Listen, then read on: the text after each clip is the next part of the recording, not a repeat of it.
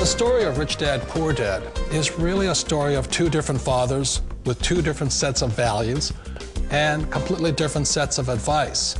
So I don't mean to insult anybody or, to damage your values, but really that was the difference. For example, my poor dad always said, go to school, get good grades, get a high-paying job, work hard, live below your means, save money, get out of debt, have a good retirement plan. And that was my poor dad's values. My rich dad said, you probably won't get rich doing that way because very few people get rich following that plan. But you thought saving money made you money. If you take a look at this 40-year run on the dollar is designed economically to lose money every single year. So why would you save something that loses money every year? And what this means for somebody on retirement plans is that after you retire, the value of your dollar goes down and your cost of living keeps going up.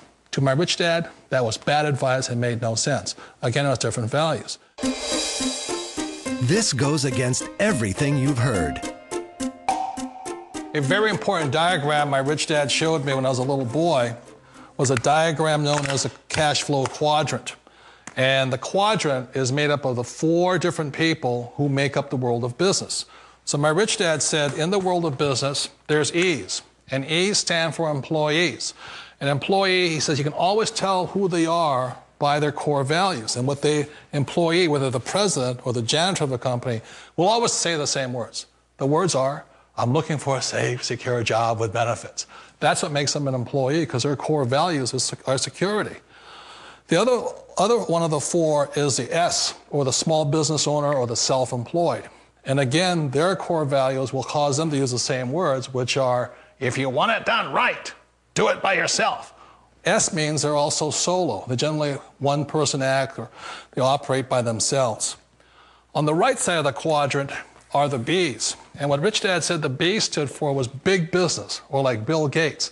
Forbes defines big business as 500 employees or more.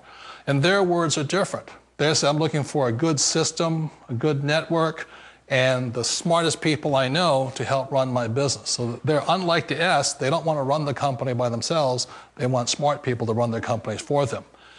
And then the fourth of the quadrant is the I, and I stands for investor. These are people who have money work hard for them. These people are people who have people work hard for them. And these are the people that work hard for the rich here. So early on in my life, it was my poor dad who always said to me, Robert, go to school and so you get a high-paying job. And so my poor dad's core value was to be an employee. He wanted job security, promotions, a steady paycheck, and all this. And so it was my rich dad who said to me, he says, Robert, if you really want to be rich, learn to build businesses. It made more sense to him to work hard to build a business, something you owned, and something you could pass on for generation to generation to your kids. Whereas my poor dad said, work hard, but my rich dad said, why would you work hard for something you'll never own and you can get fired from right away? Again, that was the difference in values. So my rich dad suggested I learn how to be a business owner and learn how to be an investor. And that's one of the big differences. On this side of the quadrant, these people here work for security. They work for money also. On this side over here, their key value that they want is they want freedom. They don't want to have to work at a job anymore. They don't want to have to work for the rest of their lives. So the beauty of building a business and learning how to invest is very simply that this is passive income. You work hard for a few years, but possibly for the rest of your life, income keeps flowing to you. Of all the businesses out there, which type do you choose? One of the reasons I consider a direct selling business a perfect business is very simply because the company will work with you to get the business skills that make you rich. Always remember that it's not money that makes you rich, it's business skills. And that's why it's a perfect business. They'll take as long as you like to get the skills to make the money. And that's a lifetime skill thing. The other part about it is the low startup cost. Where else can you get in for under $500 and get these skills? For people who want to make the shift over to the B quadrant, which is what I would recommend for people, One of the beauties of a network marketing company is that you can do that for a very low price. And that's why I talk to people about considering network marketing. If you're to build a Microsoft, it would take you hundreds of millions of dollars. But a network marketing company allows you to start at a very low rate. They'll be patient with you. They'll take their time to transition over here. And the reason why that time is so important to most people is it takes time to change those values. And the most important thing is once you take the time, let's say it takes 1 year, 2 years, 5 years, whatever time it takes, once you see the value or the core values of this side and this side, you're unstoppable. Today, I would never go back and get a job. Why should I? I'd rather stay on this side, build companies, pay less taxes, and make more money. But the key is a person needs to change the values from my poor dad to the values of my rich dad. And that's one of the beauties of network marketing companies. They allow you the time, and at very low cost, they'll work with you to make that transition over there. The number one asset a person can build is build a business. That is the smartest thing you can do. You've been told the corporate ladder is the surest route to your success. Years ago, I decided not to follow the corporate ladder simply because, again, it was values. You know, my poor dad always said, go to school and get a high-paying job with the government or a big corporation. But my rich dad said, why would you work so hard at something you'll never own? You can't sell your job. You can't pass it on to your kids. So to me, it never made any sense. It made more sense to build my own business and hire other people. The other reason is that you really don't have much control if you're in the corporate ladder world. For example, you can get fired at any time, or today we have what's called M&As, or mergers and acquisitions, where another company buys another company. So you could be a great employee, but the company that buys your company just fires you.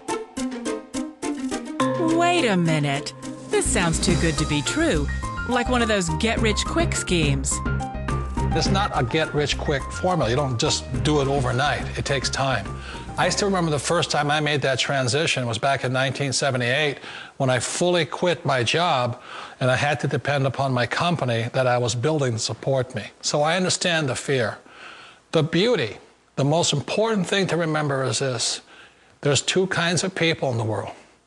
There are the types that will say, you'll never make it. And there was I had a lot of people, a lot of friends and family saying that. You're stupid, don't do it. And the second type were the people that said, go for it, you can do it. Don't worry about it, we'll cover you. So the most important thing is support of friends and family. One of the beauties of a direct selling company is that they provide that personal support to you for as long as it takes you to make the journey from the left side to the rich dad side. You always thought being self-employed was living the American dream. One of the challenges of being self-employed is that you're your own boss. You're the solo act. Like in the S quadrant, you're the individual. You do it on your own. Whereas in the B quadrant, you're a team player. You have to depend upon your team and count on your team. So the problem with being an S is that, let's say you're in a traffic accident, there goes your income.